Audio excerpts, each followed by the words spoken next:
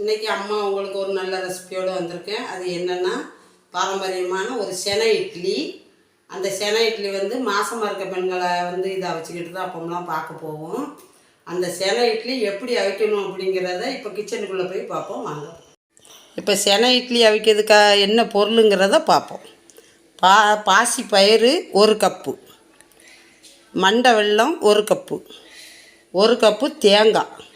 நான் வந்து மிக்சியில் ஏலக்காயும் இதுவும் போட்டு ஏலக்காயும் தேங்காயும் போட்டு அரைச்சி வச்சுருக்கேன். இப்படி பூ மாதிரி நம்ம அரைச்சி வச்சுக்கிடணும்.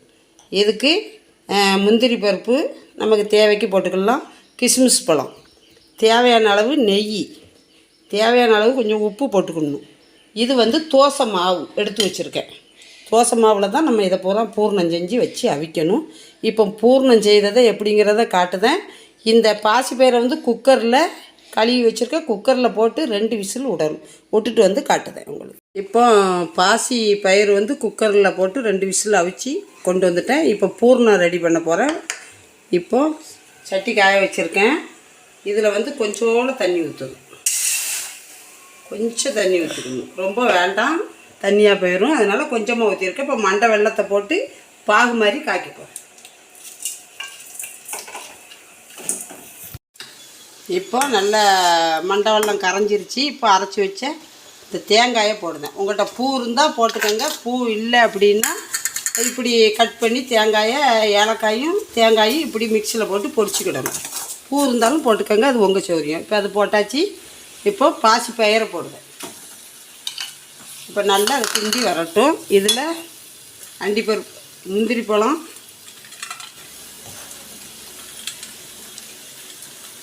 முந்திரி பருப்பு, கிஸ்மிஸ் பழம் போட்டிருக்கேன்.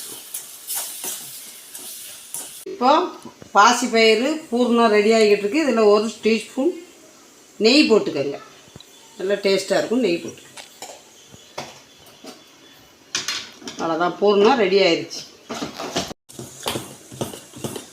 இப்போ பூர்ணம் வந்து உருட்டி வச்சுருக்கேன். இப்போ இங்கே வந்து இட்லி சட்டி அடுப்பில் போட்டு நல்லா சூடாயிருச்சு. இப்போ இட்லி ஊற்றிட்டு பூர்ணத்தை எப்படி வைக்கணுங்கிறத காட்டு.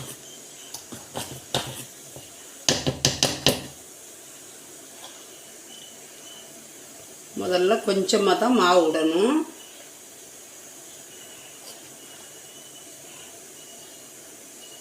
கொஞ்சமாக தான் விடணும்.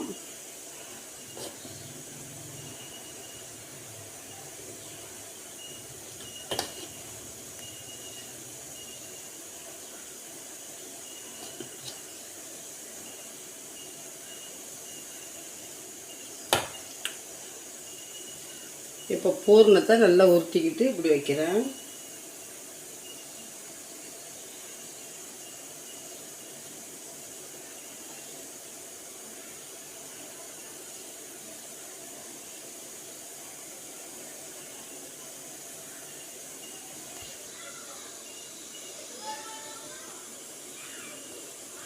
இப்படி பூர்ணம் உள்ளே வச்சாச்சு. இந்த இட்லிக்குள்ளே வச்சுருக்கேன். இதுக்கு மேலே இந்த மாவை வச்சு நம்ம மூடணும்.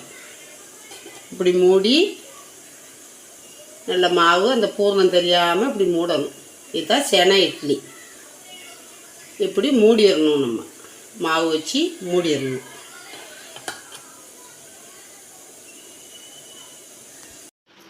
இப்போ பாரம்பரியமான செனை இட்லி ரெடி ஆயிடுச்சு. இது வீட்டில் எப்படி இருக்குங்கிறத செஞ்சு சாப்பிட்டு பார்த்துட்டு கமெண்டில் சொல்லுங்கள். இப்போ பாரம்பரியமான ஒரு செனை இட்லி ரெடி பண்ணி காட்டிட்டேன். அதை எப்படி இருக்குங்கிறத வீட்டில் செஞ்சு சாப்பிட்டு பார்த்து சொல்லுங்கள் கமெண்டில். பிடிச்சிருந்தா லைக் பண்ணுங்கள், ஷேர் பண்ணுங்கள், கமெண்ட் பண்ணுங்கள். அம்மா சேனலை சப்ஸ்கிரைப் பண்ணுங்கள். மீண்டும் ஒரு நல்ல ரெசிபியோடு அம்மா சந்திக்கிறேன். நன்றி, வணக்கம்.